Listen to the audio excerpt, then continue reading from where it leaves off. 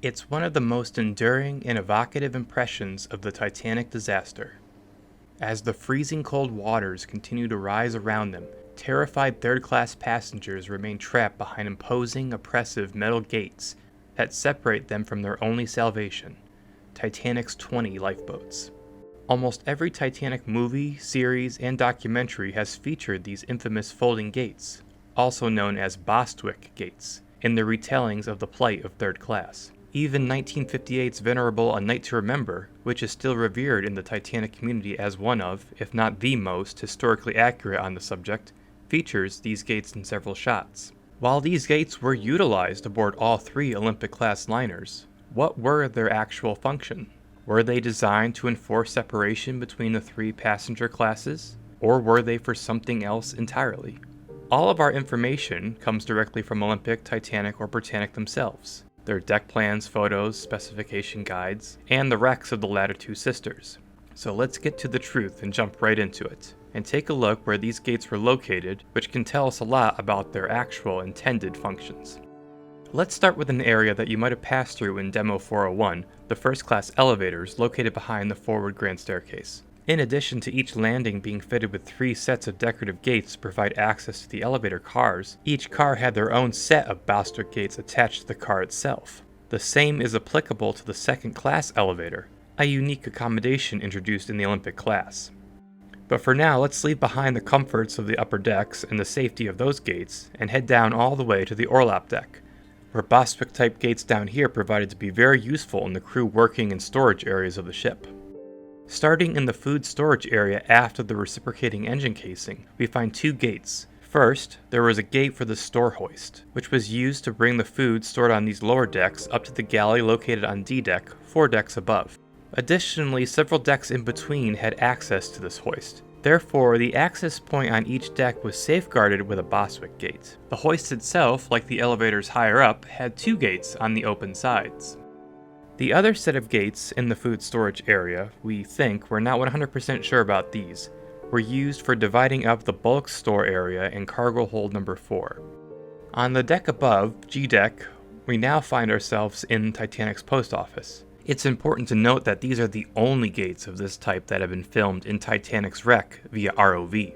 And as far as we know, the Bostwick gates which secured the registered letters section of the mailroom are still standing in the bow.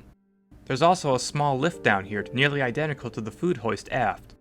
Unfortunately, when images of these gates were released back in the 90s, they were incorrectly described in the media as the gates which held back third class from the boats, a label that has stuck over the years. The same can be said for the stanchion bars that were filmed during the same expedition, located around the windlass gear room beneath the forecastle. These aren't even a gate, but we admit they sure look menacing in footage and stills. Even though they may have suggested this at the time, you can't blame the expedition crew. When these wreck expeditions occurred, these explorers and scientists had learned as much as they could about Titanic with the resources available to them at the time. They did not have the benefits, or drawbacks, of the internet to assist them with the research like we do today. And with the rampant rise of AI pages online creating content for clicks, the ongoing misidentification of Titanic images only fuels more misinformation. Leaving the mailroom behind, let's move up 2 decks to E deck. Now, this is where most of the Bostwicks were located aboard Titanic, but don't jump to conclusions yet. All of them have unique and interesting functions. The first one is all the way forward starboard, blocking the staircase up to D deck and the open space. At first glance, this certainly seems like a prime suspect in preventing steerage from escaping. But move further aft, and there's 2 sets of staircases that also lead up to D deck which don't have any gates. So what's up with this? The open space above had a couple of planned functions. Besides serving as a third-class promenade while at sea, it was going to be a baggage handling space once Titanic arrived in New York. That's why there is a shell door located here on the starboard side. While at port, the crew would seal off the open space from passengers while cargo was being lifted up through the ship via the forward hatches. It would make sense that the crew would want to keep passengers away from these open hatchways while they were moving cargo and baggage for safety reasons. And a gate was a much more practical solution than posting a crewman near this forward set of stairs to specifically keep curious passengers away. That is why this Bostwick gate was only used while the ship was at port. Further aft on the starboard side, we come to another pair of gates, but instead of being in plain sight, we find them hiding behind paneling. There is a reason for this. These gates were hidden behind oak doors by the first class entrance and elevator lobby, and would swing out and extend to close off these spaces from the corridors. One might conclude this was designed to keep non-first class passengers from entering in the first class areas, and they would be right. However, rather than being used to keep third class passengers out of second and first, these gates were actually used to keep second class passengers out of first class.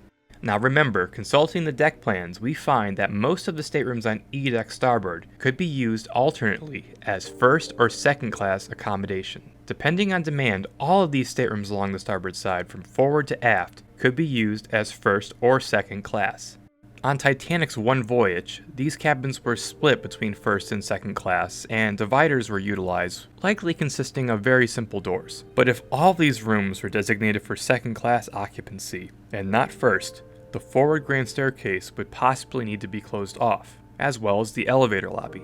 That's where the Bostwick gate would come in handy. Open the doors and pull out the gates. That way, those in first class can still use the staircase to get down to the Turkish bath complex. It might seem odd at first to find that in passenger areas, Bostwick gates were more often used to divide first class and second class rather than third class from the other classes. However, when we look at Olympic's B deck, which featured a long open promenade unlike Titanic, there were two pairs of gates that divided the first and second class promenades.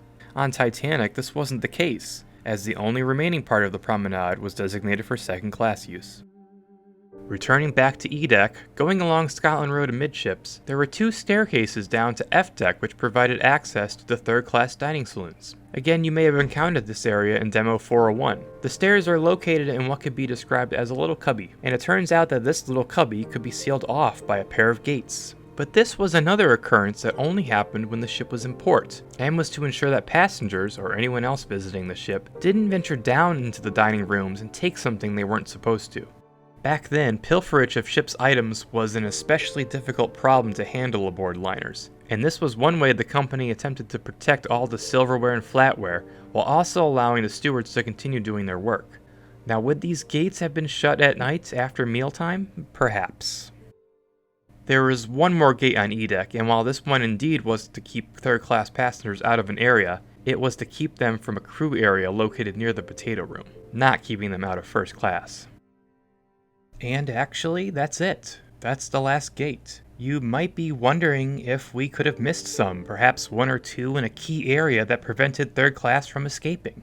However, a thorough review of the plans of Titanic and Olympic, including post-disaster plans detailing changes to Olympic, the location of every gate is plainly marked. Additionally, there is a key point that we have overlooked.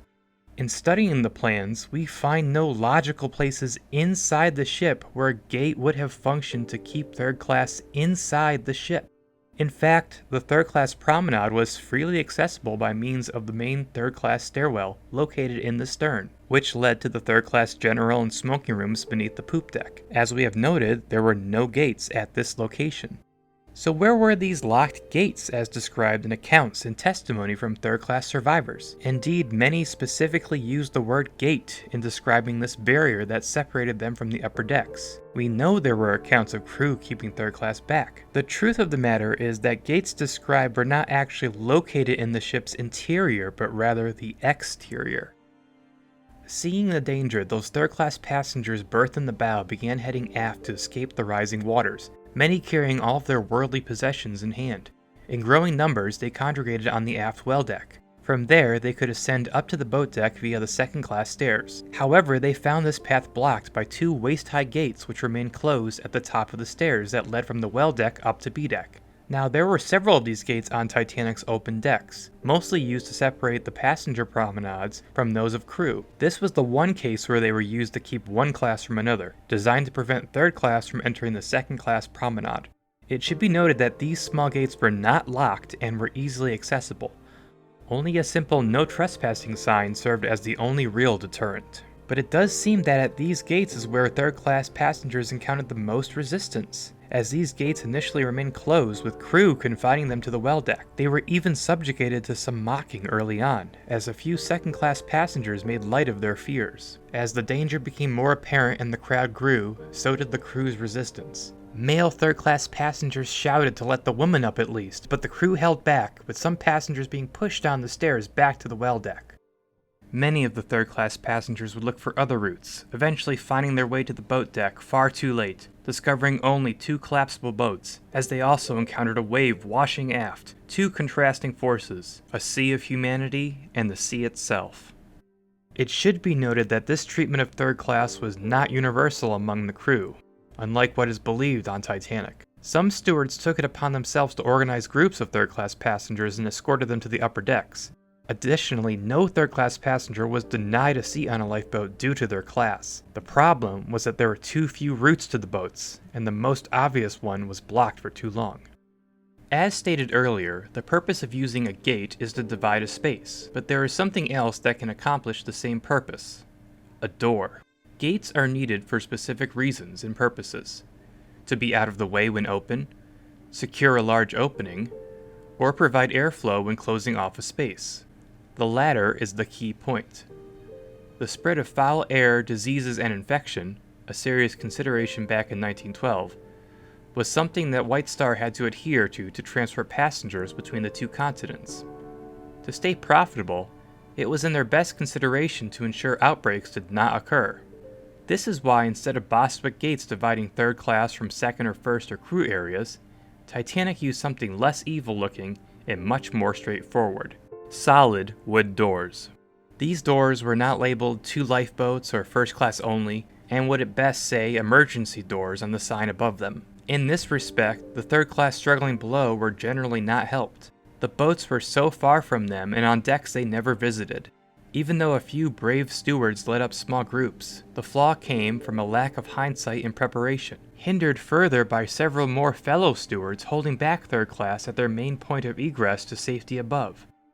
The fault lies not in Titanic having a plan to keep third class trapped below behind locked gates, but in not having a satisfactory evacuation plan to handle saving hundreds of passengers.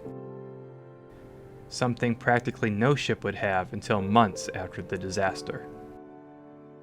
In summary, there were many gates aboard Titanic. Most of them were designed to protect people from moving lifts and elevators, and indeed some to keep passengers from certain sections of the ship, including other passenger areas, if the situation called for it. But the infamous gates, the ones from movies, we cannot find any evidence of inside the ship blocking off escape or keeping passengers locked down in the lower decks. This should in no way detract from the fact that 528 third-class passengers did not survive the sinking of Titanic.